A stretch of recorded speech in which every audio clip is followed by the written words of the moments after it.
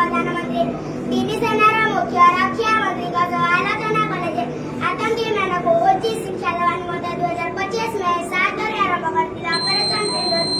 ଯେଉଁଥିରେ ଆମ ଦେଶର ଅତ୍ୟାଧୁନିକ ଅସ୍ତ୍ରଶସ୍ତ୍ର ଭାଗ ନେଇଥିଲେ ଆକାଶ ମିସାଇଲ ରାଫେଲ ବିମାନ ସୁଖୋଇ ବିମାନ ବ୍ରହ୍ମୋସ ମିସାଇଲ ଏହି ଅପରେସନ ସିନ୍ଦୁର ମାଧ୍ୟମରେ ପାକିସ୍ତାନ ସୀମାରେ 9 ମୁଖ୍ୟ ଆତଙ୍କୀୟକୁ ଧ୍ୱଂସ ବିଧ୍ୱସ୍ତ କରାଯାଇ ବଳଗ୍ରାମ ଆକ୍ରମଣର ମୁଖ୍ୟ ଆତଙ୍କବାଦୀ ସୁଲେମାନ ସମେତ ଅନ୍ୟ 2 ଆତଙ୍କୀଙ୍କୁ ଅପରେସନ ମାଧ୍ୟମରେ ଖୋଜି ମାରି ଦିଆଯାଏ। ଏହାପରେ ମଧ୍ୟ ପାକିସ୍ତାନ